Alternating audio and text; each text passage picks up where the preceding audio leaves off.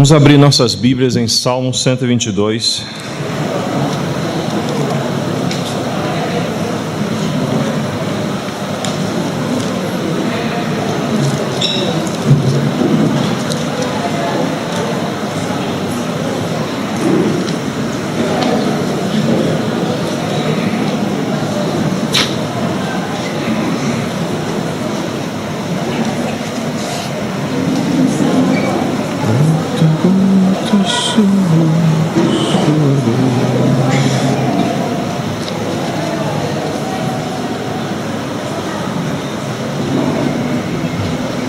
Obrigado.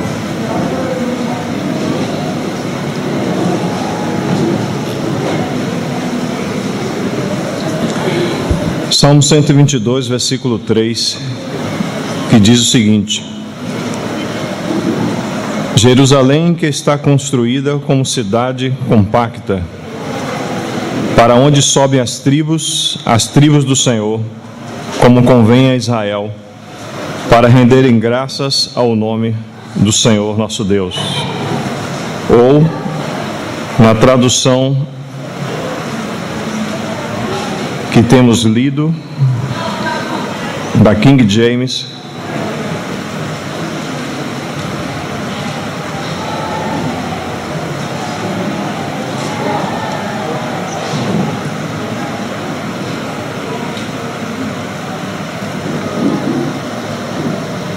cidade construída em bases sólidas, edificadas para unir todas as tribos do Eterno, em grande celebração de ações de graças ao nome do Senhor, conforme o mandamento dado a Israel. Vamos orar, irmãos.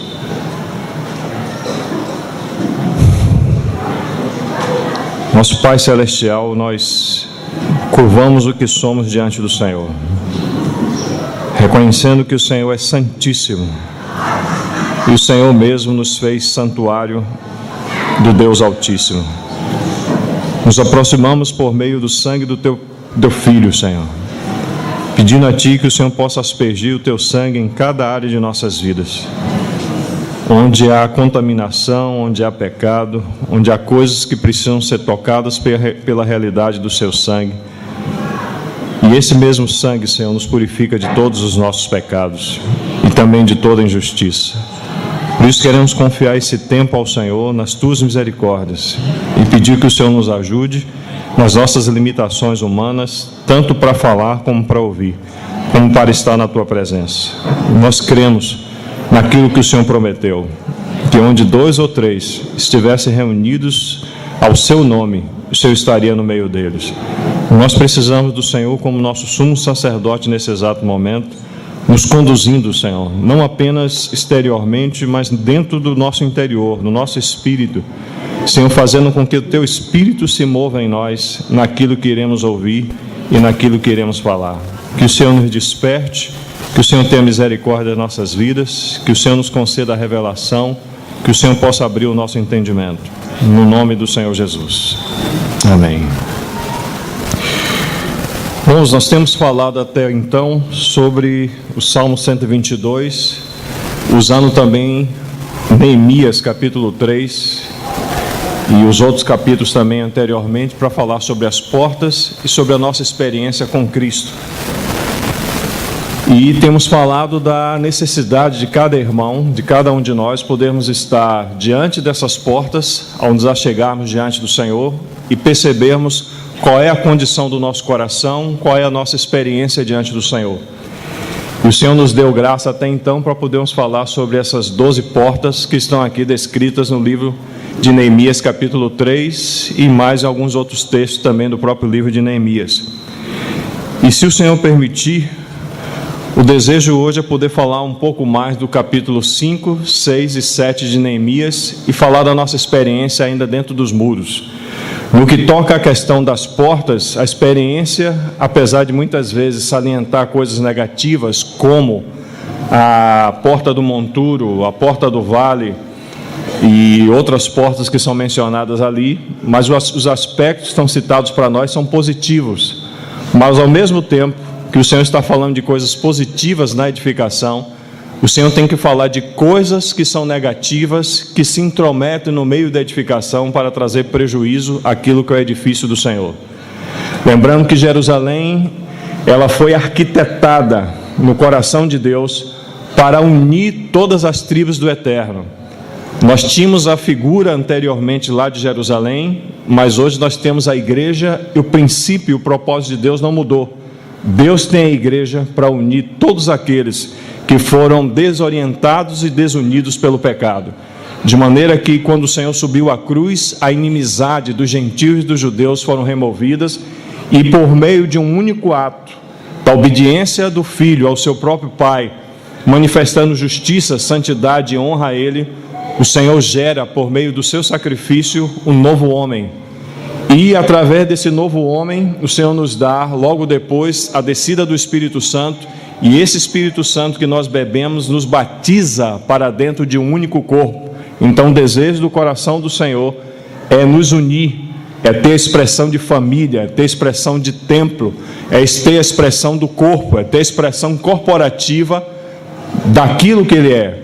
Não há divisão no Pai, não há divisão no Filho, não há divisão no Espírito, é uma comunhão perfeita. E João diz claramente para nós, 1 João diz assim, que ele experimentou tudo isso que ele falou. E ele nos convida para termos comunhão plena, gozo perfeito na comunhão com o Pai e com seu Filho Jesus Cristo. E nós temos que perceber que a nossa unidade, ou a nossa união que recebemos da parte do Senhor, não é por meio do ensino, não é por meio de métodos, não é por meio de pessoas, nem de obreiros, nem de apóstolos, nem de presbíteros, de ninguém. Essa unidade que recebemos, ela provém do Espírito. E nós precisamos apenas preservar a unidade do Espírito no vínculo da paz. Não precisamos nem orar para que sejamos um, mas nós precisamos pedir ao Senhor que nos ajude a preservar a unidade do Espírito no vínculo da paz. Então tem coisas, como disse nosso amado irmão Paulo, lá em 1 Coríntios capítulo 3, que nós podemos verificar diante do Senhor como vamos edificar o nosso relacionamento e a nossa vida diante do Senhor. Ele diz assim, cada um veja como edifica, e ele coloca os materiais diante de nós. Nós podemos edificar com ouro, com prata e com pedras preciosas, mas também nós podemos edificar com madeira, feno e palha. A escolha é nossa, o material está diante de nós, então nós vamos escolher com que material nós vamos edificar. Então vamos ver os materiais que estão ali no livro de Neemias. Vamos lá, Neemias capítulo 3.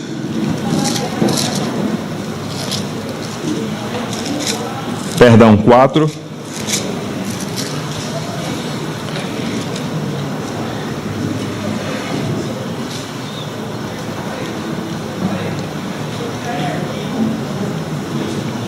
Que se levantam contra a edificação do Senhor. Um pouco antes, irmãos, no capítulo 2, quando Neemias, depois de examinar, de avaliar, de concluir o que estava acontecendo com relação aos muros e às portas que haviam sido queimadas, então havia um entusiasmo no coração dele, e no versículo 18 diz assim: e lhes declarei como a boa mão do meu Deus estivera comigo, e também as palavras que o rei me falara. Então disseram: disponhamo-nos e edifiquemo-nos, e fortaleceram as mãos para a boa obra. Porém, Sambalá, o horonita, e Tobias, o servo amonita, e Gesem, o arábio, quando o souberam, zombaram de nós e nos desprezaram e disseram: que é isso que fazeis? Quereis rebelar-vos contra o rei? Verso 20. Então lhes respondi: o Deus dos céus é quem nos dará bom êxito. Nós, seus servos, nos disporemos e reedificaremos. Vós, todavia, com relação a Sambalá, Tobias e Gesem, não tendes nem parte, nem direito, nem memorial em Jerusalém. Mas o que o Senhor propõe a partir desse exato momento é que nós tenhamos cuidado com o que vamos edificar e com o que pode ser introduzido através de cada um de nós nessa edificação. Quando nós pegamos os capítulos 4 e 6, nós vamos verificar que há um movimento desses dessas pessoas, de Sanbalat, de Tobias e de Gesem, no meio do povo do Senhor, para de alguma maneira impedir a edificação. E é interessante que eles não estiveram lá. Você vai perceber isso, que quando o Espírito Santo vai mencionando o assunto através do livro de Neemias, uma palavra que precisa ser salientada é ouvir. Perceba aí, no capítulo 4, versículo 1, diz assim: tendo Sanbalat ouvido. No versículo 7 diz assim: mas ouvindo Sanbalat e Tobias, os arábios, amonitas, os asdoditas, que reparavam que havia reparação dos muros de Jerusalém e avante, e que já se começavam a fechar todas as brechas, ficaram sobremodos irados. No capítulo 6, versículo 1, também aparece novamente a palavra ouvir. Tendo ouvido Sanbalat e Tobias, Gesem e o arábio. Então eles se opuseram também. No versículo 6 do capítulo 6, diz assim: do teor seguinte, entre as gentes se ouviu. No verso 15 diz: acabou-se, pois, o muro aos 25 dias do mês de Elu. Em 52 dias sucedeu que, ouvindo, todos os nossos inimigos temeram. E no versículo 18 diz assim: pois muitos em Judá, um pouquinho antes, versículo 17: também naqueles dias alguns nobres de Judá escreveram muitas cartas que iam para Tobias, e cartas de Tobias iam para eles. Pois muitos em Judá lhe eram ajuramentados, ou seja, prestaram juramento a Tobias, porque era genro de Secanias, filho de Ara, e seu filho Joanã se casara com a filha de Mesulão, filho de Berequias. Também as suas boas ações falavam na minha presença, e as minhas palavras lhe levaram a ele. Tobias escrevia cartas para me atemorizar. Uma das coisas que precisam ser salientadas é o leva e traz de informação. O diabo tinha acesso, podemos assim dizer, usar essa linguagem, a coisas que estavam acontecendo na edificação, e através desse aparentamento aqui, eles ficavam sabendo, eles estavam lá de fora da edificação, eles ficavam sabendo do que estava acontecendo no meio da edificação. Olha, nós edificamos até a porta do peixe, já tem concluído esse muro até tal porta. Eles ficavam sabendo e ficavam irados, muito irados com a edificação. E daqui a pouco os muros se fecharam, como diz aqui no capítulo 4, verso 6. Assim edificamos o muro, e todo o muro se fechou até a metade de sua altura, porque o povo tinha ânimo para trabalhar. Então eles souberam que o povo tinha ânimo para trabalhar, e eles se iraram bastante, como diz logo em seguida o versículo 7. Mas ao ouvindo, então eles ouviam o que estava acontecendo dentro dos muros. É impressionante, irmão, impressionante. Então o que estava acontecendo de edificação era reportada para fora. E essas pessoas, que eu vou lembrar para os irmãos, que tem a ver conosco mesmo, porque o Senhor falou através de Paulo, e eu preciso repetir: cada um veja como edifica. Lar exterior era físico, mas na edificação espiritual, nós é que escolhemos qual é o material. Por exemplo, a árvore da vida e a árvore do conhecimento do bem e do mal estava do lado de fora, e Adão tinha escolha. Mas hoje, o que aconteceu? A árvore do conhecimento do bem e do mal está dentro de nós, e graças a Deus por crermos no Senhor, a árvore da vida, o fruto da vida, também está dentro de nós. Então temos que escolher como vamos edificar. Em Mateus capítulo 16, quando o Senhor dá aquela revelação de quem Ele é, que o Pai revela que Jesus é o Cristo, mas depois, logo em seguida, o Senhor também fala acerca de Pedro, que é um pequeno fragmento de rocha para ser encaixado na edificação do Senhor. Vai acontecer que, logo em seguida, o Senhor fala da sua crucificação, da sua morte, que era necessário ir ao Calvário. Então, ao mesmo tempo, naquele texto, que Pedro recebe revelação da parte do Pai e da parte do Senhor Jesus Cristo com relação ao interesse do Pai no seu Filho, e o interesse do Filho na edificação da casa de Deus, através das pedras vivas que somos nós, naquele mesmo texto o Senhor fala da crucificação, e aí Pedro diz o seguinte: Senhor, tem misericórdia de ti mesmo, isso nunca vai te acontecer. Aí o que é que o Senhor fala para ele? Porque você não cogita nas coisas de Deus e cogita nas coisas o quê?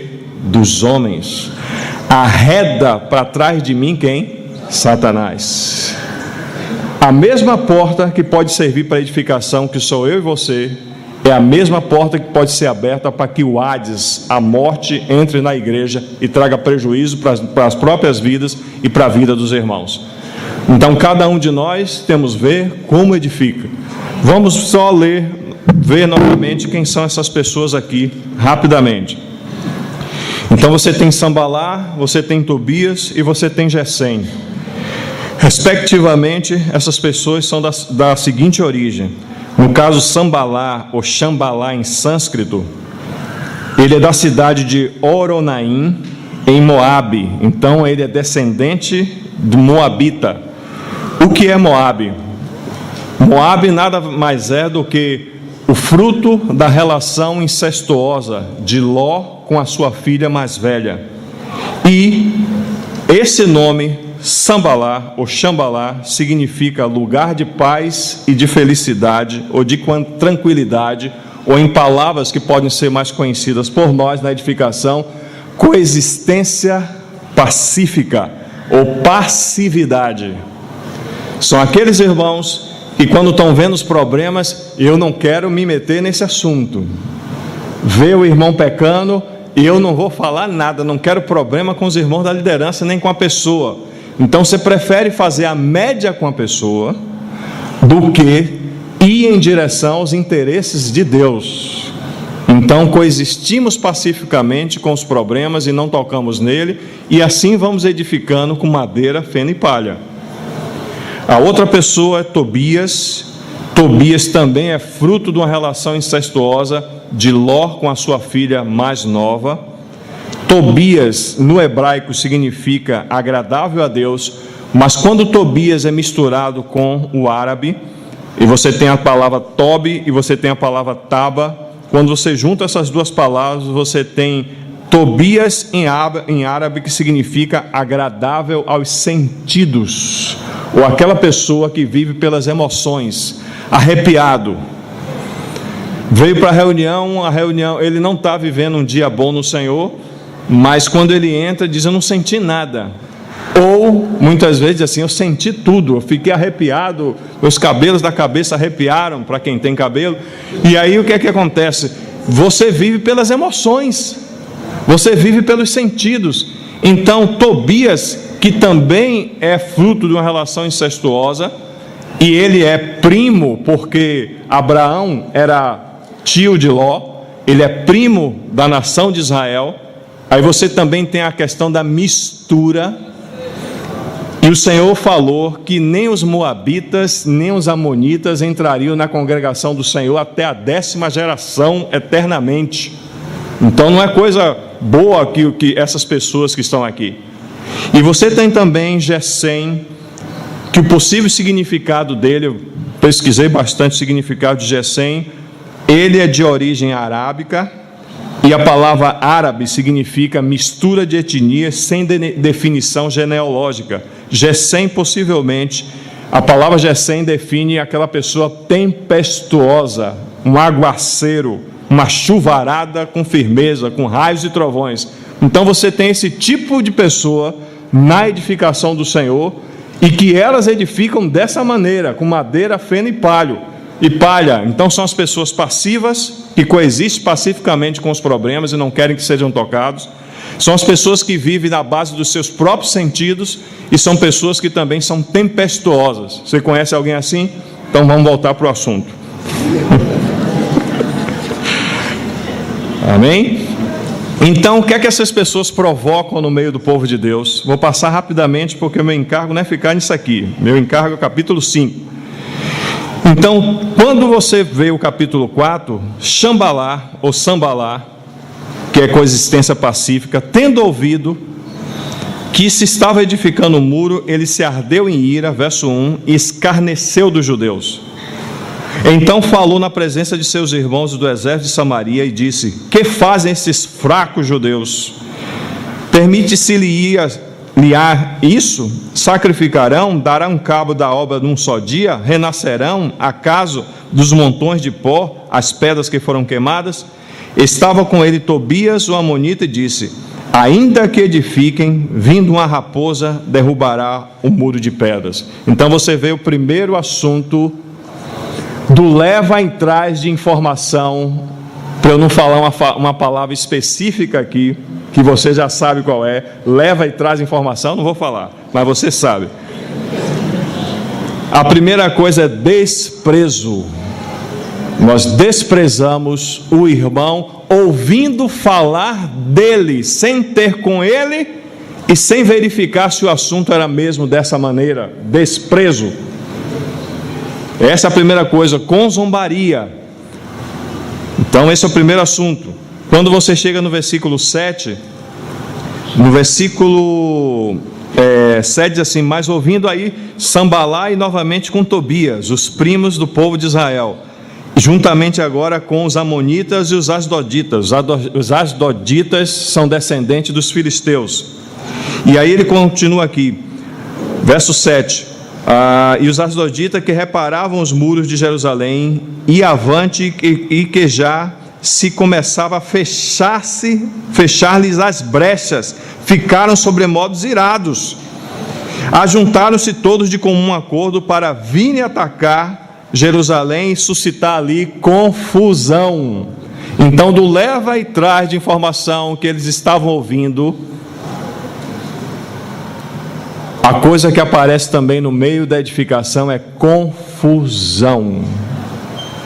As pessoas começam a ficar confusas. Você ouviu acerca de tal assunto, você ouviu acerca de tal irmão ou de tal irmã, ouviu, você não esteve lá, você não viu, mas você ouviu, e você fica o quê? Confuso. Será que é isso? Será que não? Então a segunda coisa aqui é confusão. E dessa confusão, veja o que diz o versículo 9: porém nós oramos ao nosso Deus, e como proteção pusemos guarda contra eles de dia e de noite. Esdras, o Neemias aqui fez de forma correta, colocaram proteção contra esses três personagens, e mais os asdoditas, de dia e de noite.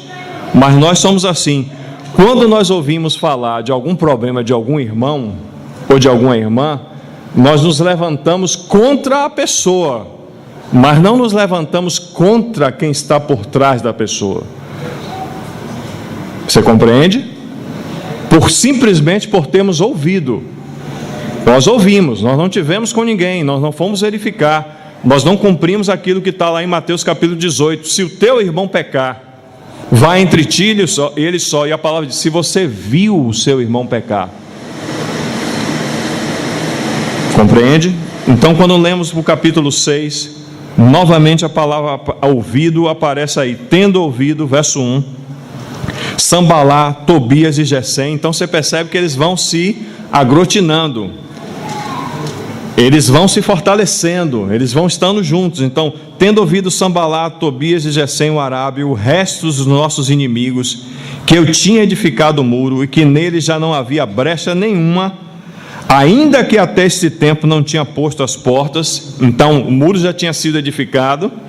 É um muro de 4.018 metros de extensão, 8,5 metros de largura, com 34 torres e com 12 portas. Só que aqui as portas não tinham sido colocadas no lugar. Então está dando indicação clara o Espírito Santo que na edificação nós temos esses agentes que combatem a edificação dentro dos muros. E aí o que acontece? Versículo 2: Sambalá e Gesem mandaram dizer-me: vem, isso para Neemias, encontremos nas aldeias do vale de Ono, ou na planície de Ono, porém intentavam fazer-me mal. Quando você vai ver para a geografia, Ono fica mais ou menos a 30 quilômetros de Jerusalém.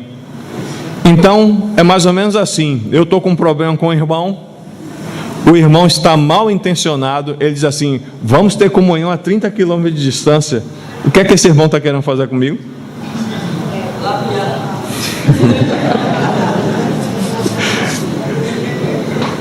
Ele não está querendo apenas distrair, como eles estão querendo fazer aqui. Ele está querendo outra coisa, irmão.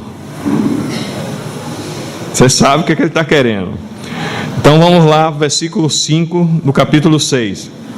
Então Sambalá, me enviou pela 5ª vez o seu moço, o qual trazia na mão uma carta aberta, e do teor seguinte: entre as gentes se ouviu. Você vê a palavra novamente aí, ouviu? Não teve com ele, apenas ouviu acerca do assunto da edificação. E Gesem diz que tu e os judeus intentavas revoltar-vos, por isso reedificas o muro, e segundo se diz, queres ser o rei deles. E pusestes profetas para falar a teu respeito em Jerusalém, dizendo: este é o rei em Judá. Ora, o rei ouvirá isso segundo essas palavras. Vem, pois, agora e consultemos juntamente. Mandei-lhe dizer-lhe: de tudo o que dizes, coisa nenhuma sucedeu. Tu, do teu coração, é que o inventas. Quando nós ouvimos e nós não estivemos presentes, nós não fomos verificar, nosso coração trama coisas. E o nosso adversário, ele enche o nosso coração, que é corrupto, extremamente corrupto. E se já temos uma predisposição em nosso coração para com aquela pessoa, nós vamos intentar. Eu sabia que ele era assim, era só uma questão de tempo. Você já falou isso? Não precisa me falar nada. Então o que eles estavam fazendo com mentira, com calúnia, era tentar fazer com que Neemias parasse a obra e fosse atemorizado, como diz o versículo 9, porque todos eles procuravam atemorizar-nos. Quando nós chegamos no versículo 10, você tem Neemias junto com algumas pessoas aqui, e a profetisa Noadia, no versículo 14, e também o intento deles era atemorizar Neemias e parar a edificação. Mas você vai verificar que havia uma trama aqui, uma conspiração para colocar temor no coração de Neemias, para ele fazer o seguinte, verso 10: tendo eu ido à casa do Senhor, à casa de Semaías, filho de Delaías, filho de Meetabel, que estava encerrado, disse ele: vamos juntamente à casa de Deus, ao meio do templo, e fechemos as portas do templo, porque virão matar-te. Aliás, de noite virão matar-te. Porém eu disse: homem, como eu fugiria? E quem há como eu que entre no templo para que viva? De maneira nenhuma entrarei. Então percebi que não era Deus quem o enviara. Tal profecia falou ele contra mim, porque Tobias e Sambalá o subornaram. Nós muitas vezes não recebemos suborno dos irmãos, mas na multidão dos teus comércios te corrompestes. Você se lembra dessa expressão? E sabe de quem está se falando? Então, muitas vezes nós comercializamos informações que podem ser ditas ou faladas como profecia aqui no sentido de direção. Eles deram uma direção para Neemias, mas só que toda direção por boca de qualquer irmão ou irmã tem que ser verificada de acordo com as escrituras. Então, se Tobias ou se Neemias entrasse no templo, o que é que ia acontecer com ele? A mesma coisa que aconteceu com aquele rei. A lepra ia sair na testa. Quando nós conhecemos a palavra de Deus, a direção é a palavra, não é nenhum profeta. E ainda mais se esse profeta tem alguma coisa de problema conosco. Então a profecia tem que ser verificada de acordo com as escrituras. Se não está de acordo com as escrituras, nós não entramos no templo. Amém? Precisamos verificar esse assunto. Então essa falsa profecia aqui era para destruir a reputação de Neemias. Neemias não era sacerdote, irmãos. Neemias foi constituído governador dessa província de Jerusalém por 12 anos, mas ele não era sacerdote, ele não podia entrar dentro do templo. Então, isso aqui são coisas que estão conspirando com esses assuntos aqui que nós temos falado: desprezo, zombaria, conspiração, mentira, distração, falsa profecia. E no versículo 15 diz o seguinte: acabou-se, pois, o muro aos 25 dias do mês de Elul, em 52 dias. Sucedeu que, ouvindo todos os nossos inimigos, temeram todos os gentios, nossos circunvizinhos, e decaíram muito do seu próprio conceito, porque reconheceram que por intervenção de nosso Deus é que fizemos esta obra, ou no original, esta obra foi feita por nosso Deus em 52 dias. Verso 17: também naqueles dias alguns nobres de Judá escreveram muitas cartas que iam para Tobias, e cartas de Tobias iam para eles. É inimigo do povo de Deus, é inimigo do testemunho do Senhor, é inimigo da edificação, e eles, os nobres, estão escrevendo cartas para Tobias? Irmão, que mistura é essa? Que falta de senso, de realidade. É inimigo ou é amigo? Se é amigo, nós escrevemos cartas, mas se é inimigo, você dando relato do que está acontecendo dentro do povo, para que o povo seja atacado de fora para dentro? Que é isso? Muitas vezes nós fazemos isso, coisas que acontecem aqui no meio dos irmãos, e os ímpios sabem. Não era para saber. Pessoas que estão afastadas do Senhor ficam sabendo de coisas que estão acontecendo na edificação. Não era para saber, irmão.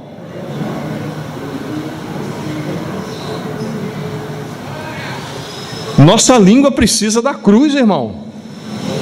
Nós não temos que trazer nada de nenhum irmão. É como o Senhor repreende Balaão, foi contratado para poder amaldiçoar Israel. O que é que o Senhor diz do seu povo? Não vi iniquidade em quem?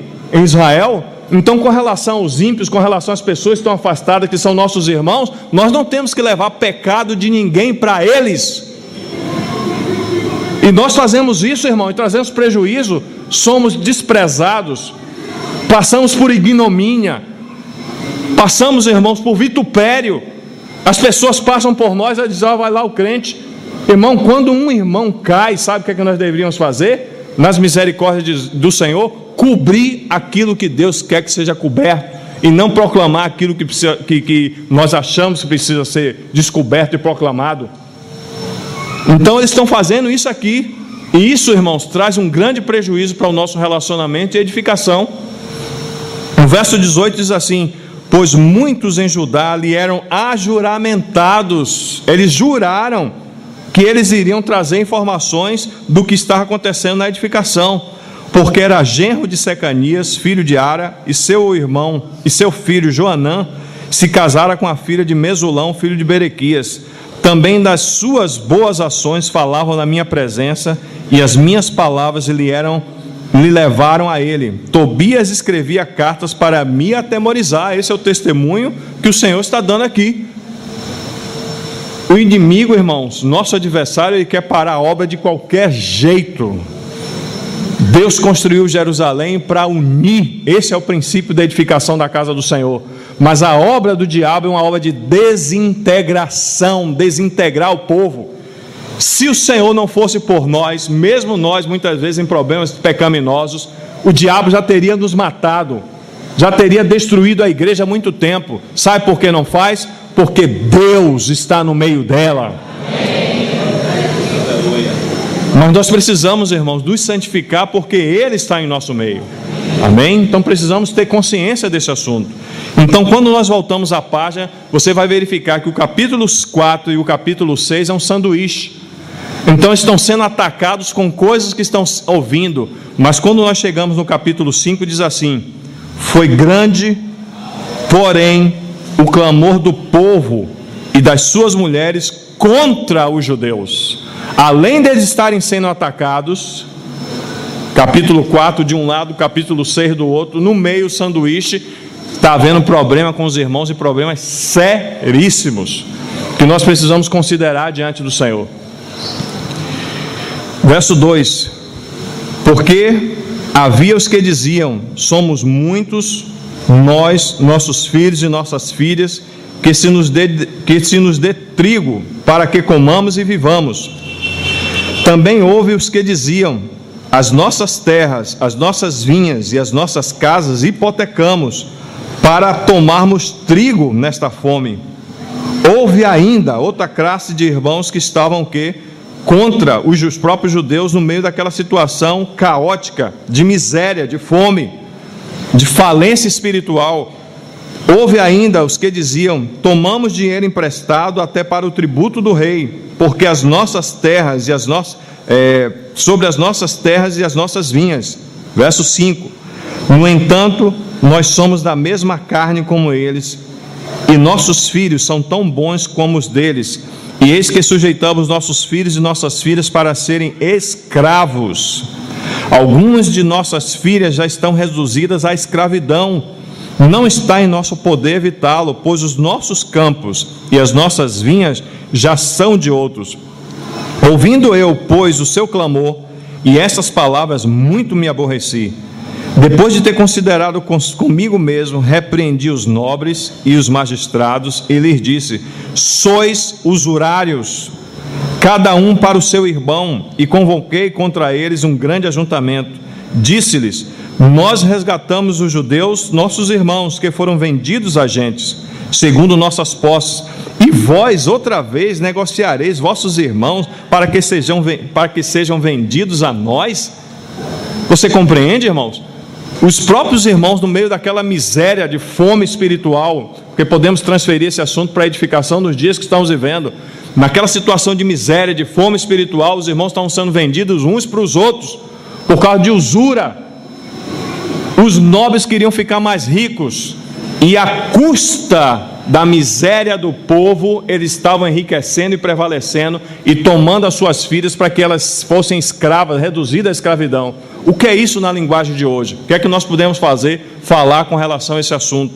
Vou usar as palavras do nosso irmão Delcio com relação a esse assunto, e misturá-las com aquilo também que o Senhor tem dado. Verifiquemos o seguinte, irmãos: se nós percebermos, por exemplo, Efésios capítulo 1, verso 3 diz o seguinte: que nós fomos abençoados com toda sorte de bênção espiritual nas regiões celestiais em Cristo Jesus. Isso é verdade ou isso é mentira? Verdade, isso é verdade, completa verdade. Vamos pegar 1 Coríntios capítulo 3, que Paulo está falando para a igreja em Corinto sobre a questão da edificação. O irmão Stephen compartilha sobre 1 Coríntios, dizendo que é Cristo nos problemas. E Paulo diz o seguinte pelo Espírito aqui no versículo 21: portanto, ninguém se glorie nos homens, porque tudo é o quê? Vou precisar que os irmãos me ajudem para despertar o espírito também dos irmãos.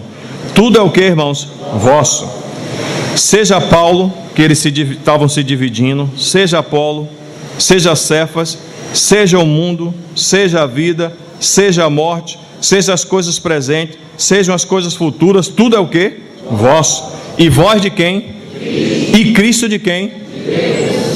Tudo é o que? Vosso. Vamos para Romanos capítulo 8.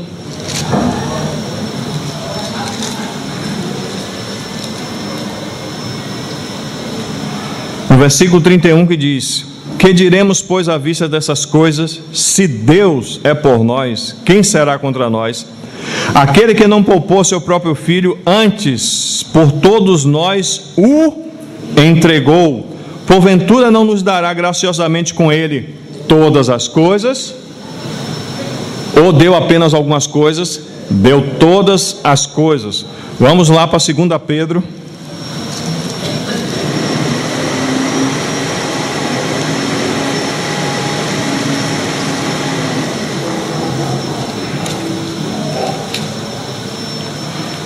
No versículo 1, capítulo 1, verso 1, 2 Pedro capítulo 1, verso 2 diz assim: graça e paz vos sejam multiplicadas no pleno conhecimento de Deus e de nosso Senhor, visto como pelo seu divino poder nos têm sido doadas todas as coisas que conduzem à vida e à piedade, pelo conhecimento completo daquele que nos chamou da sua própria glória e virtude, pelas quais nos têm sido doadas as suas preciosas e muito grandes promessas, para que por ela vos torneis coparticipantes da natureza divina, livrando-nos da corrupção das paixões que há no mundo. E voltemos para Romanos capítulo 8, que tem outra preciosidade acerca da obra de Cristo que nos foi dado gratuitamente.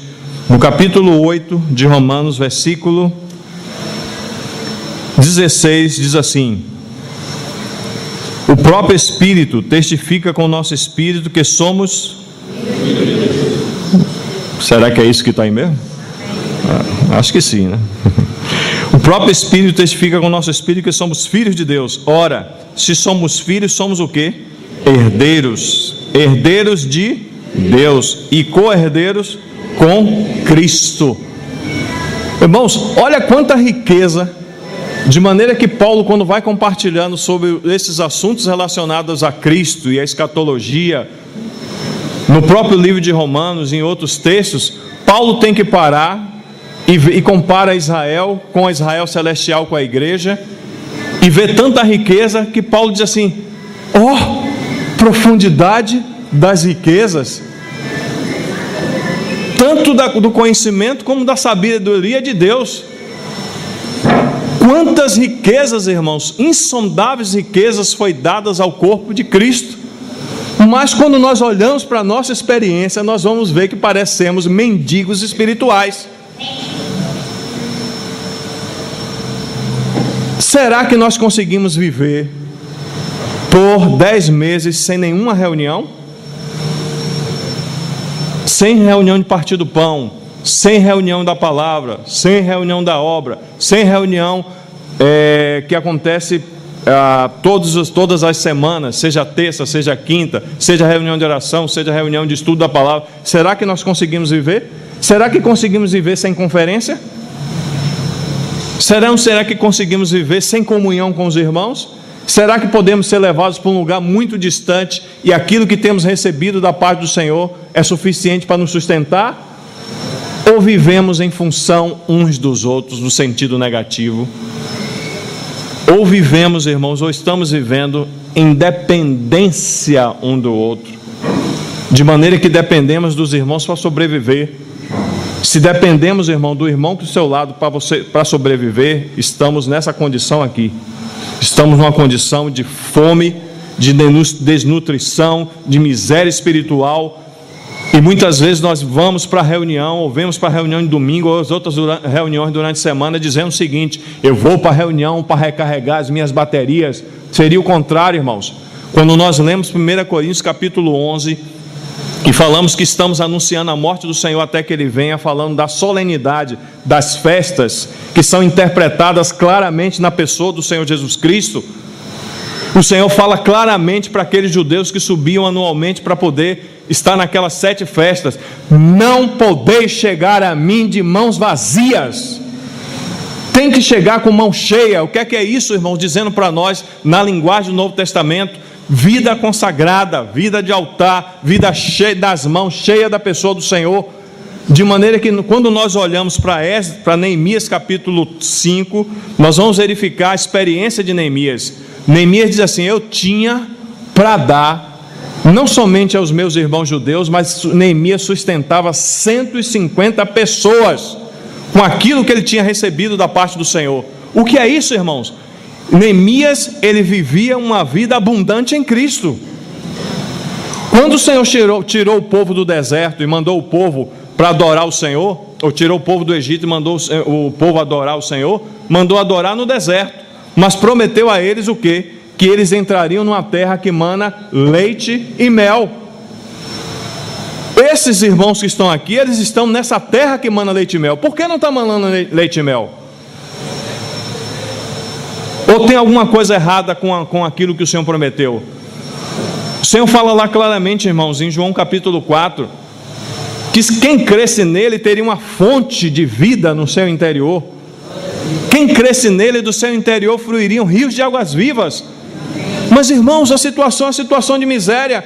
Mas aí a gente fala assim, vou ser muito claro com os irmãos, nós falamos de restauração do Senhor, de testemunho do Senhor, de voltar para a palavra de Deus, de reunir apenas o nome do Senhor. Mas, irmão, a situação é de miséria.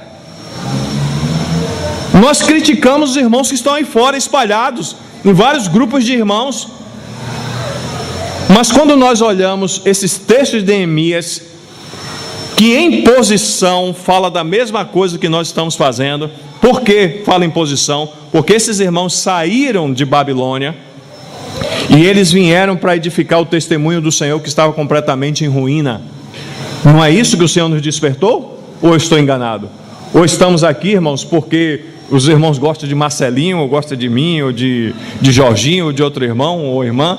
Não, irmão, nós não devemos estar aqui por preferências, não. Nós devemos estar aqui porque nós vimos.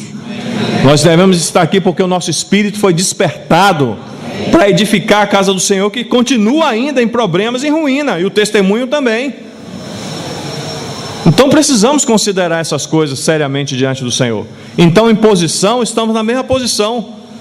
Dos que o pregão passou e foram despertados, não subiram todos, subiram apenas o quê? Judá e Benjamim, e os levitas com os sacerdotes, cerca de 50 mil mais ou menos. Zorobabel é usado para colocar o altar nas suas bases, restauração do altar. Zorobabel também é usado juntamente com os outros irmãos para edificar o templo. Quando Esdras vem no capítulo 7, Esdras é usado para ornar a casa do Senhor, para embelezar a casa do Senhor. Mas é necessário que os muros sejam construídos para que haja um testemunho da santidade de Deus dentro dos muros. Mas você vai verificar, se nós formos fiéis àquilo que está nas Escrituras, o seguinte: o livro de Neemias é o último livro histórico escrito na Bíblia, e o livro de Malaquias é o último livro profético das Escrituras. Quando você pega Malaquias e aplica à luz de Neemias, você vai verificar que historicamente e verificar que profeticamente a cidade foi edificada para que uma pessoa viesse. Quem é que viria? O Messias, Jesus. Mas só que depois dessa edificação, o Senhor cala a boca por 400 anos. E depois que o Senhor cala a boca por 400 anos, quando o Senhor vem, por meio daquele que está profetizado em Malaquias capítulo 2, que é o arauto do Senhor, o mensageiro do Senhor, que é o João Batista, toda a oposição à obra de João Batista e toda a oposição à obra de Jesus provém daqueles judeus, daqueles benjamitas e daqueles levitas e sacerdotes que não, irmãos, experimentaram o dia da visitação do Senhor, mas eles se levantaram contra. Eles se tornaram justamente os fariseus, os escribas e fariseus que combateram aquilo que o Senhor estava fazendo. Irmãos, se nós não percebermos que nós precisamos voltar do nosso interior para a pessoa do Senhor e percebermos que Ele é tudo aquilo que Ele falou, e tomar sua palavra como realidade para dentro das nossas vidas, nós nos tornaremos escribas e fariseus, e falando do testemunho do Senhor, e falando da restauração do Senhor, seremos um monte de escriba e fariseu, que o Senhor diz que o fermento dos fariseus é a hipocrisia. Nós vamos nos tornar esse tipo de pessoas. Nós não nos relacionamos, viramos a cara um para o outro, não temos coragem de resolver os problemas, não temos coragem de colocar o dedo nos assuntos, não temos coragem, irmão, de sentar e resolver o assunto com os irmãos.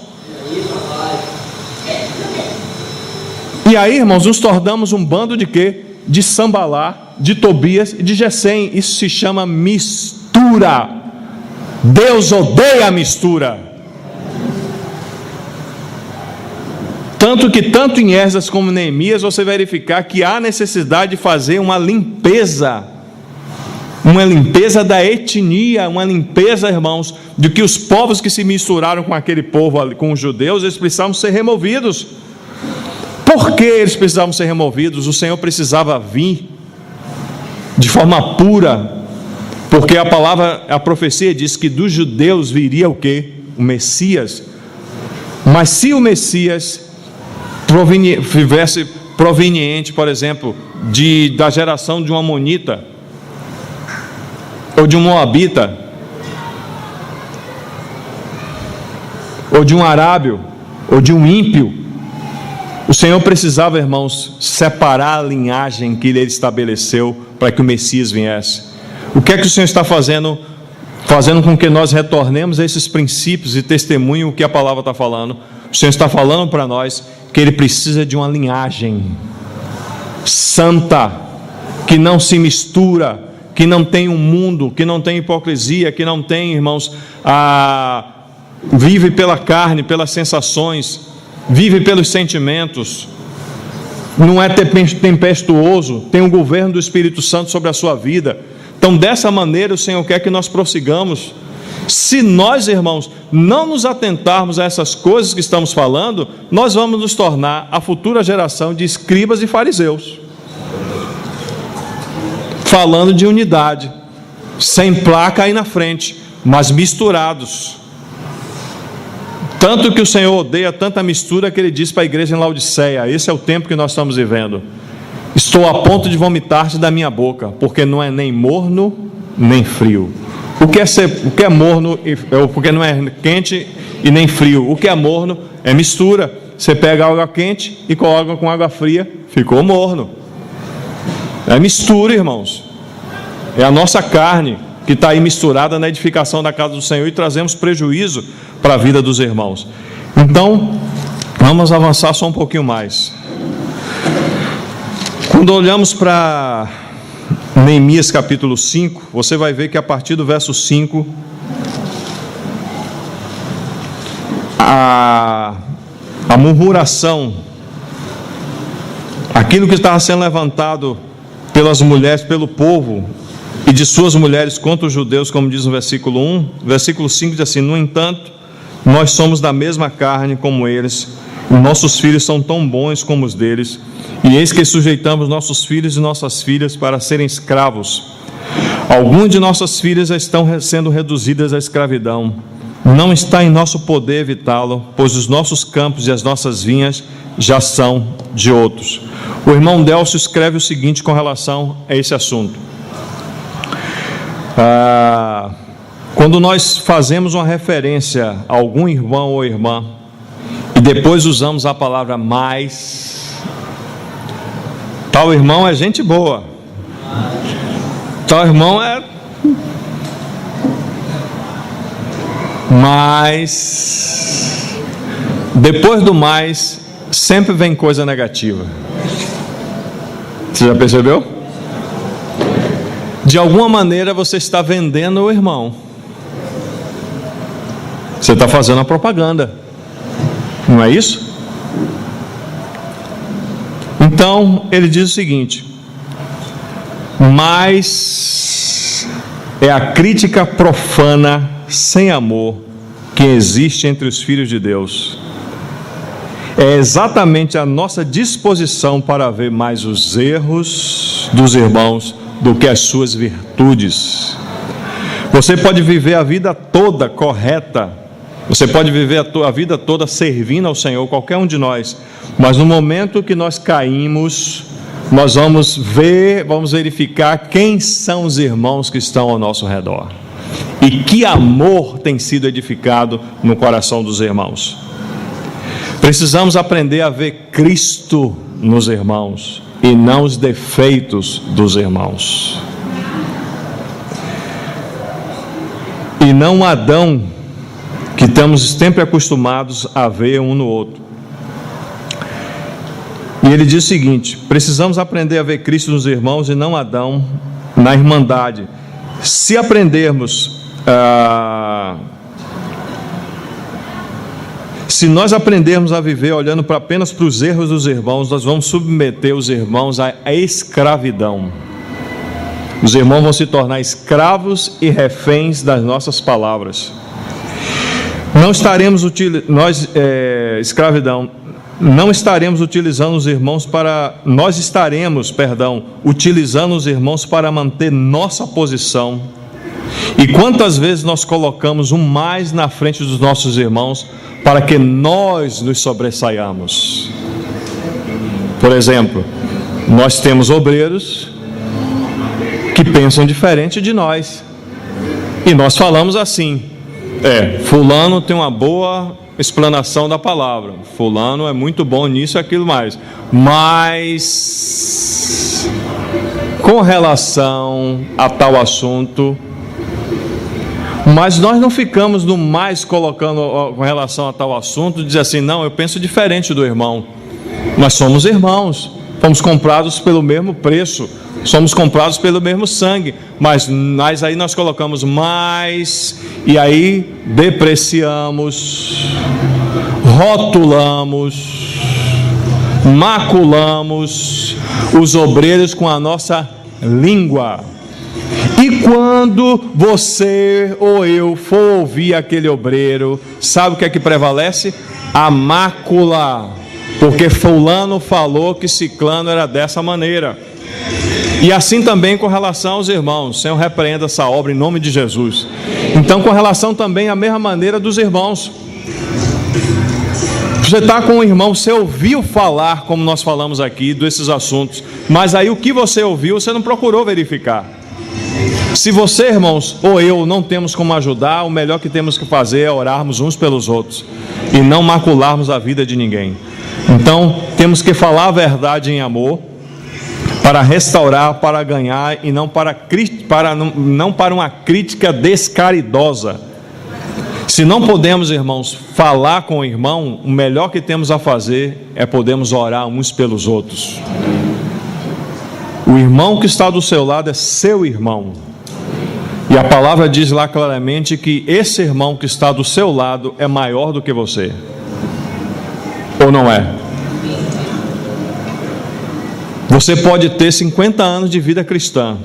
Se chegar um novo convertido, se converteu hoje, esse irmão, segundo a Bíblia, é maior do que você.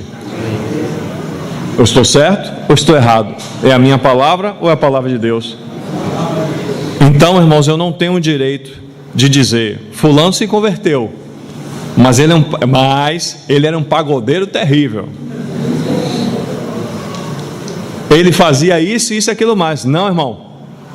Quem está em Cristo é uma nova criação. As coisas velhas, e eis que tudo. Você compreende? Nós mesmos somos que contribuímos para macular a edificação e trazer prejuízo. Está aqui meu irmão, ele é uma pedra viva. Deus conta com ele para edificação. Mas sabe como que nós fazemos? Nós colocamos essa pedra para o lado de fora. E trazemos prejuízo, irmãos, para o interesse de Deus. Todos aqueles que foram comprados e lavados, redimidos pelo sangue do Senhor Jesus Cristo, são necessários na edificação. Deus não quer perder nenhum. Agora nós queremos perder e vender os irmãos. Então vou fazer uma pergunta simples para os irmãos, mas vocês não vão me responder. Você vai responder para você mesmo. Se você tivesse numa situação de miséria dentro da sua casa, em dificuldade, em falência espiritual e falência também financeira, e chegasse um tempo como chegou o tempo aqui nos dias de Neemias, e precisasse você vender um dos seus filhos ou um dos seus irmãos, eu vou perguntar aqui para você, quem você venderia no meio dessa assembleia? Seja honesto, irmãos, não estou brincando não, estou falando sério com você, não é para rir não. Nós venderíamos alguns dos irmãos, colocaríamos esses irmãos para fora. Sabe por quê? Porque nós nos achamos nobres, melhores do que eles. Nós nos achamos alguma coisa, irmãos. Por isso nós queremos colocar alguns para fora. E por vivermos na esfera do nosso sentimento, os que Deus colocou para fora, nós queremos colocar para dentro. O que Deus colocou para fora, deixe fora. Mas o que Deus tem colocado dentro, irmãos, oremos, jejuemos, batalhemos pela vida uns dos outros, porque o livro de Neemias, no capítulo 4, versículo 9 diz: porém, quando eles foram atacados, porém nós oramos ao nosso Deus e como proteção pusemos guarda contra eles, não foi guarda contra os irmãos. De dia e de noite eles puseram guarda contra essas pessoas que estão trazendo prejuízo. Então o que é que nós podemos retirar de tudo isso, irmãos? Nós temos plena condição para vendermos uns aos outros. E tem outra coisa também que nós podemos adicionar nesse assunto. Quem nós venderíamos? Se você tivesse 5 filhos, muitas vezes nós dizemos: eu não tenho preferência por filho nenhum.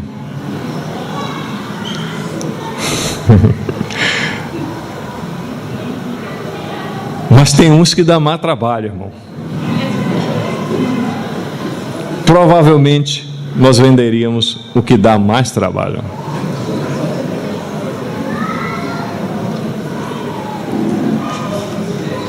Vamos para Lucas capítulo 15, e não dá para continuar, e a gente conclui aqui.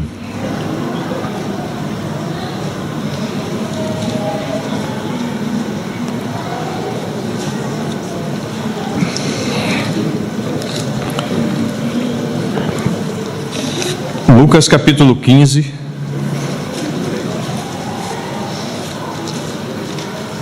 que diz o seguinte, vamos ler os primeiros versos e depois um verso lá no final. Aproximavam-se de Jesus todos os publicanos e pecadores para o ouvir, e murmuravam os fariseus e os escribas dizendo: este recebe pecadores e come com ele. É um contraste terrível. Os publicanos e pecadores queriam ouvir Jesus.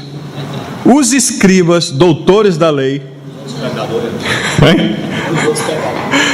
e os escribas, doutores da lei, e os fariseus, que é uma seita, a seita dos fariseus, eles se ajuntaram para murmurar contra aquilo que o Senhor estava fazendo.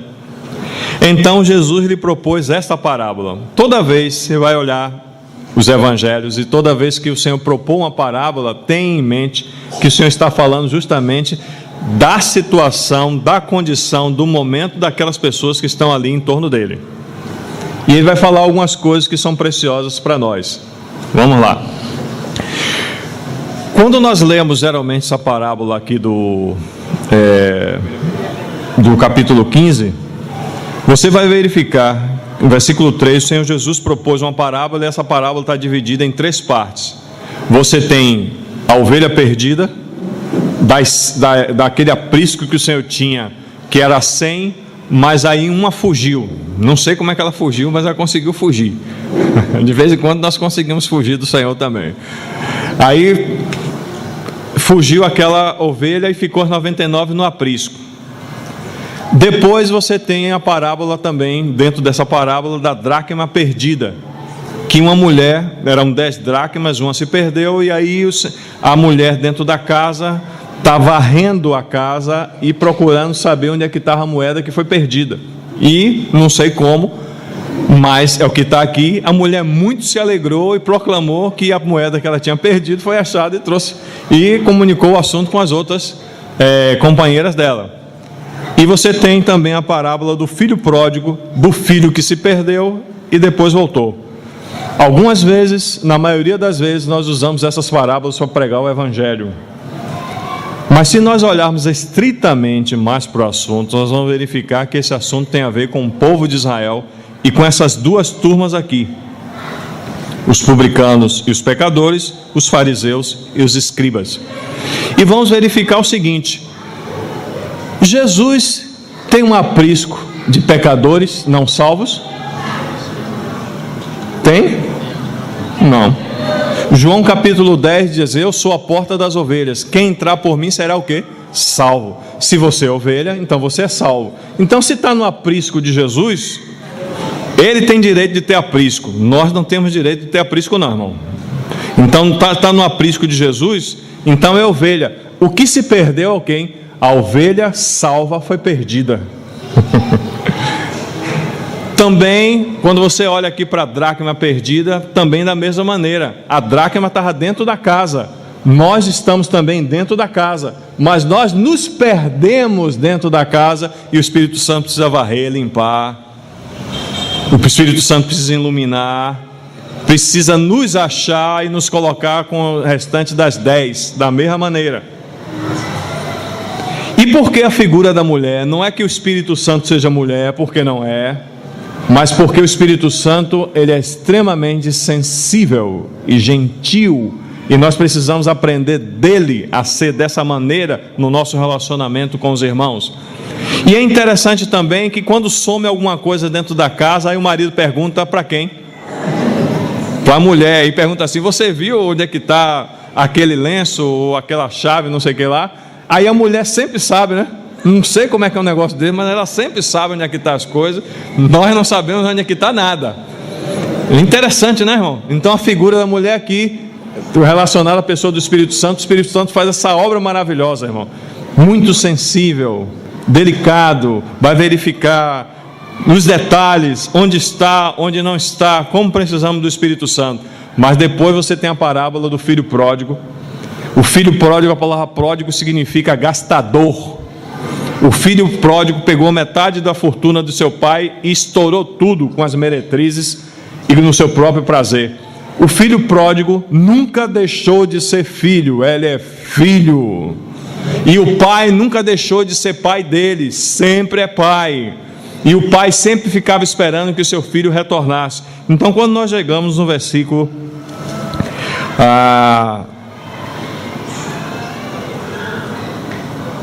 25, diz assim: ora, o filho mais velho estivera no campo, e quando voltava, ao aproximar-se da casa, ouviu a música e as danças. Chamou um dos criados e perguntou-lhe que era aquilo. E ele informou: veio teu irmão e teu pai mandou matar o novilho cevado, porque o recuperou com saúde. Ele se indignou e não queria entrar. Saindo, porém, o pai procurava conciliá-lo. Mas ele respondeu a seu pai: há tantos anos que eu te sirvo, sem jamais transgredir uma ordem tua, e tu nunca me destes um cabrito sequer para alegrar-me com os meus amigos? Vindo, porém, este teu filho, que desperdiçou todos os teus bens com meretrizes, tu mandastes matar para ele o novilho cevado? Então lhe respondeu o pai: meu filho, tu sempre estás comigo. Tudo o que é meu é teu. Tudo que é meu é teu. Tudo que é de Cristo é nosso. Todas as riquezas de Cristo são nossas. Mas nós agimos, sabe como? Como o filho mais velho. Com os irmãos que jogaram tudo para fora e depois retornam, ou pode estar dentro e se tornaram gastadores. Por que o pai se alegrou? O pai se alegrou porque o que se extraviou era filho. Nunca deixou de ser filho. Nós podemos estar dentro da casa e extraviados, e temos uma atitude de irmão mais velho. Sabe qual é a atitude do irmão mais velho negativamente aqui? Senhor, nunca me alegrei com meus amigos, nunca o Senhor fez uma festa, nunca isso, nunca aquilo. O Senhor está dizendo: tudo que é meu é teu, porque você não desfrutou. Então nós somos assim, irmãos. Temos muitas riquezas em nossas mãos da pessoa do Senhor Jesus Cristo. Agora ficamos olhando para a falha dos irmãos. E quando eles retornam à comunhão e o Senhor quer ajudá-los para eles entrarem novamente no gozo da plenitude da vida, e você pode dizer, você pode perceber o seguinte: esse pai aqui, ele é tão rico, tão rico, tão rico, que se você tirar metade da sua riqueza, não lhe faz falta. E tudo que ele tem vai ser multiplicado mais ainda. Então, quando o filho retornou, o Senhor coloca os pés, a sandália nos pés, veste ele de vestes festivais, mata um novilho, coloca um anel no dedo e celebra: ele é meu. Irmãos, isso fala claramente para nós: o irmão que pecou, que saiu, ele é do Senhor. Nós não temos o direito de criticar o Senhor porque ele saiu e voltou. Todas essas coisas que estamos falando, irmãos, sabe para quê? Para que o amor de Deus seja derramado em nossos corações e nós sejamos quebrantados, porque nós temos nos tornado irmãos mais velhos, cheios de legalismo, de tradição e de religião. E o Senhor compara, na comparação aqui, o irmão mais velho, ele é comparado aos escribas e fariseus, e o irmão mais novo é comparado ao publicano e pecador. O fariseu chega diante de Deus e diz assim: eu não sou igual a esse publicano. Não é as palavras que estão em Neemias? Estamos vendendo os irmãos. Eu não sou igual a fulano. É só uma questão de tempo. Pode escrever a data aí. Você que está falando essas coisas, você vai cair no mesmo problema que o seu irmão caiu. Pode escrever, irmão. Pode escrever. Está gravado. Os irmãos estão gravando. Pode escrever. Pode anotar na sua agenda. Aquilo que você está criticando do irmão, você vai cair. Porque com a mesma medida que você mediu o irmão que está do seu lado, você vai ser medido também pelo Senhor. Nós não somos melhores do que ninguém, irmãos. Nós não somos melhores do que nenhum desviado que está por aí, não. Nós não somos melhores do que nenhum irmão que está em pecado. Somos da mesma carne, somos da mesma porcaria, irmãos. A única coisa que se distingue dentro de nós é a vida do Senhor dentro de nós. Mas aquele publicano subiu para orar. O que é que ele fazia? Batia no peito. Ser propício a mim, irmãos, sou pecador. Como é que o Senhor pode ser propício ao irmão, a você, e não pode ser propício para o outro?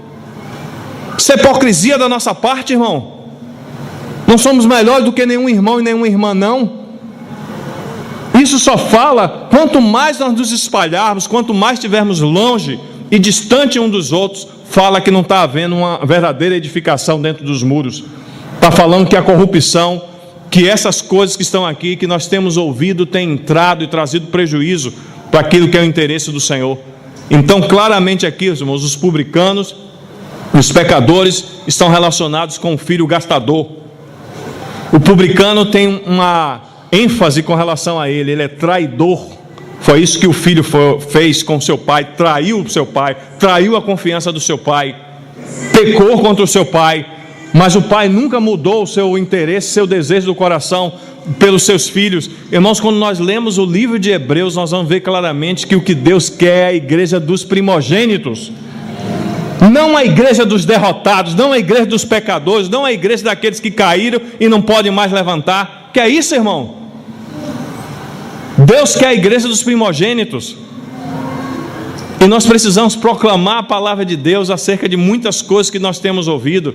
Eu sei que muitas vezes alguns irmãos estão ouvindo aqui e tem opressão, tem situação de depressão, tem dificuldade. Muitas vezes o diabo tem escravizado a mente de alguns irmãos para dizer que você não pode, que você nunca mais vai ser levantado, que nunca mais vai acontecer isso ou aquilo na sua vida. Irmãos, a última palavra é no nosso Senhor Jesus Cristo. E eu queria fazer uma proclamação bíblica, não minha, daquilo que é a palavra de Deus para os irmãos, quem quiser. Apocalipse capítulo 12, para nós terminarmos.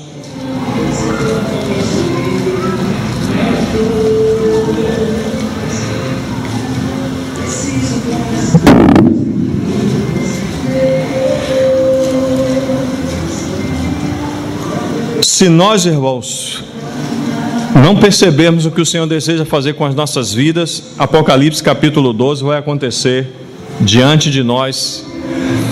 E queira o Senhor que nós sejamos vencedores de Deus no que toca a isso. Então, quando o Senhor,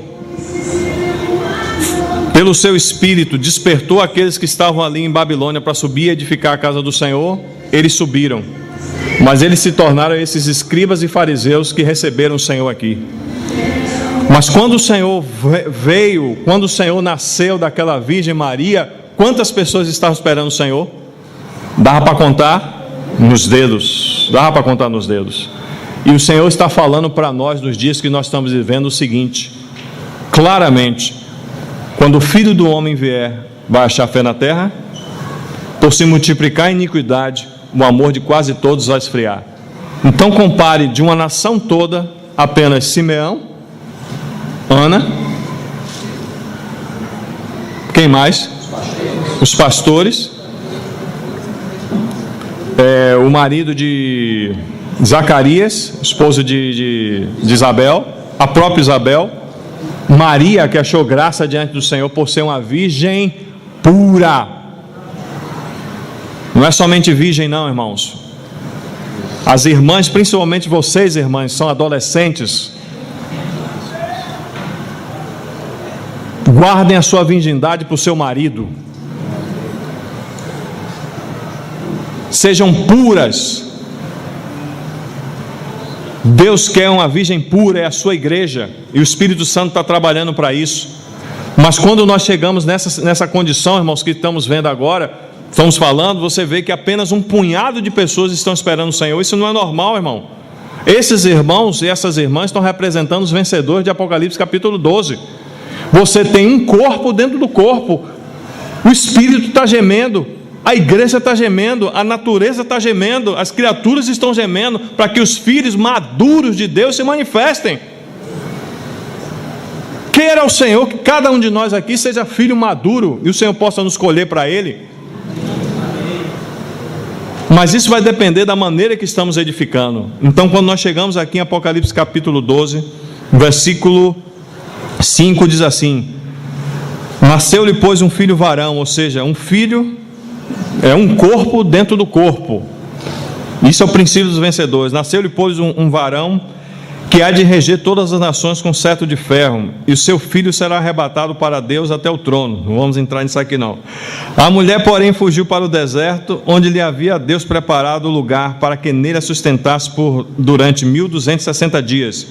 Houve peleja no céu, Miguel e seus anjos pelejaram contra o dragão, também pelejaram o dragão e seus anjos, todavia não prevaleceram, nem mais se achou no céu o lugar deles. E foi expulso o grande dragão, a antiga serpente, que se chama Diabo e Satanás, o sedutor de todo o mundo. Sim, foi atirado para a terra, e com ele seus anjos. Então ouvi grande voz do céu proclamando: agora veio a salvação, o poder, o reino de nosso Deus e a autoridade de seu Cristo, pois foi expulso o acusador de nossos irmãos, o mesmo que os acusava de dia e de noite. Não sei se você está debaixo de acusação, e essa acusação vem de dia e de noite. Muitas vezes você pode estar também recebendo, irmãos, acusação de irmãos com relação à sua vida passada, com relação às coisas que aconteceram no seu passado, que para alguns parece que prevalece e ainda estão aqui, claras para os dias de hoje. Mas isso é o trabalho do diabo. O diabo da nossa carne quer que prevaleça o pecado dos irmãos no meio da assembleia. Mas a palavra diz assim, versículo 11: eles, pois, o venceram por causa do quê? Do sangue do Cordeiro, da palavra do testemunho que deram, e em meio à face da morte não amaram o quê? A sua própria vida, vida psique, vida da alma. Não é vida física não, aqui é vida psique. Então, irmãos, vamos fazer uma exegese bíblica do assunto, claramente como está aqui no texto grego.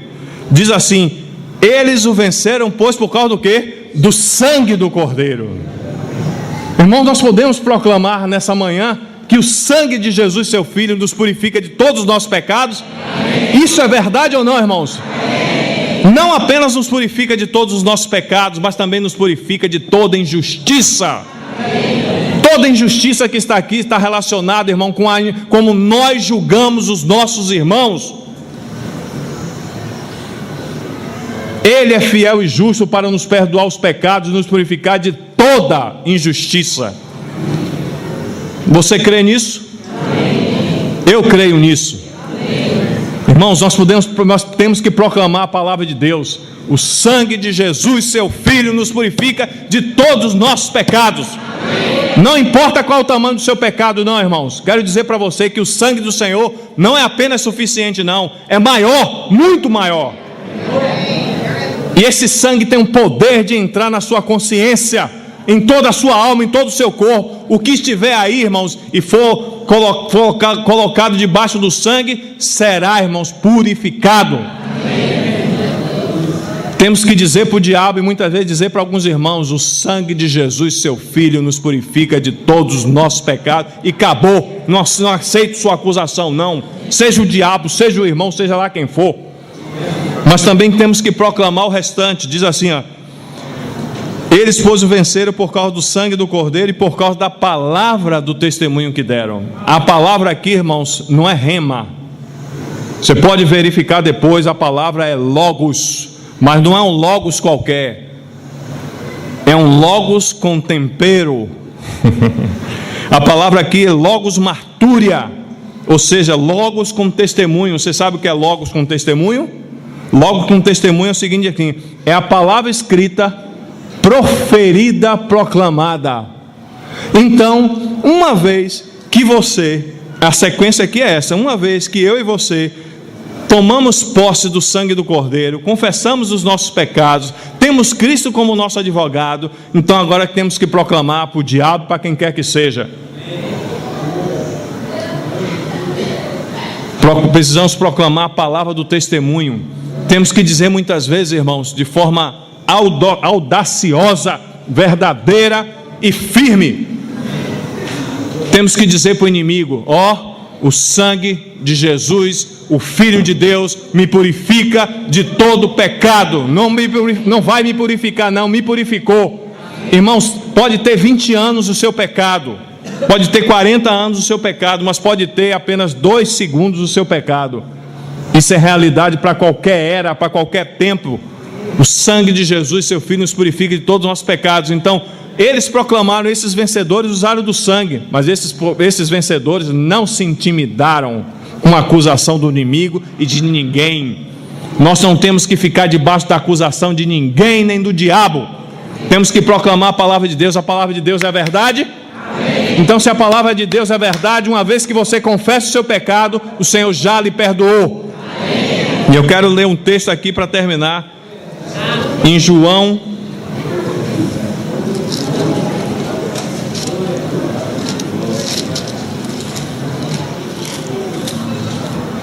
capítulo 20, versículo 19. Já estou terminando, irmãos. Ao cair da tarde, João capítulo 20, verso 19. Ao cair da tarde daquele dia, o primeiro dia da semana, trancado as portas da casa onde estavam os discípulos, com medo dos judeus, veio Jesus, pôs-se no meio e disse-lhes: paz seja convosco. E, dizendo isso, lhes mostrou as mãos e o lado. Alegraram-se, portanto, os discípulos ao verem o Senhor. Disse-lhe, pois, Jesus outra vez: paz seja convosco. Assim como o Pai me enviou, eu também vos envio. E havendo dito isto, soprou sobre eles e disse-lhes: recebei o Espírito Santo. Verso 23 diz assim: se de alguns perdoardes os pecados, são-lhes perdoados. Se lhes retiverdes, serão retidos. O que é que significa isso, irmãos? Já que somente, segundo a palavra de Deus, lá em Marcos capítulo 2, verso 7, só Deus tem poder de perdoar pecado. Então o que o Senhor está dizendo para nós, para cada um de nós, é que os discípulos e a igreja recebem aqui a autoridade de declarar o que Deus faz quando a pessoa aceita ou rejeita a sua salvação. Então, quando nós pedimos perdão ao Senhor e continuamos ainda debaixo da acusação do inimigo, e o Senhor diz: confessai os vossos pecados uns aos outros. Quando um irmão chegar para você e confessar o seu pecado, não é para você dar na língua nos dentes e sair falando do pecado do irmão, não, mas é para você dizer para ele: irmão, se você já tomou posse do sangue, se você já recebeu essa realidade sobre você, ainda que você não sinta, eu quero declarar para você que a palavra de Deus é a verdade. Se o Senhor já lhe perdoou, então declaro também junto com você: o Senhor lhe perdoou. Amém. E você não deve, irmãos, nada. Nós não devemos nada ao diabo. Deus não nos comprou da mão do diabo, não. Deus nos comprou para si mesmo. Somos dele, irmãos, para sempre. Somos redimidos e lavados pelo sangue do Cordeiro. E se tem alguém aqui debaixo da acusação do inimigo, nós declaramos: o sangue de Jesus, seu Filho, nos purifica de todos os nossos pecados. E esta é a palavra de Deus, e Deus não mente. Isso é suficiente, irmãos. Isso é suficiente. Precisamos, irmãos, tirar as ataduras dos irmãos, liberar os irmãos para que nós possamos caminhar livremente na presença do Senhor. Nosso Pai Celestial, nós proclamamos a sua palavra, Senhor. O Senhor disse: se pecarmos, o Senhor é fiel e justo para nos perdoar os pecados e nos purificar de toda injustiça. Nós proclamamos que a sua palavra é a verdade.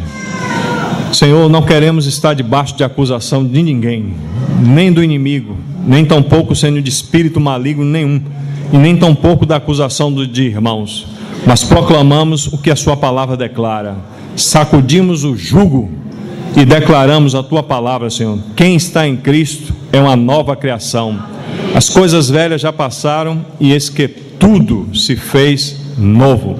Senhor, essa é a sua palavra e nós cremos nela e nós recebemos tudo aquilo que é teu em Cristo Jesus, pelo seu Espírito para nossas vidas, em nome do Senhor Jesus.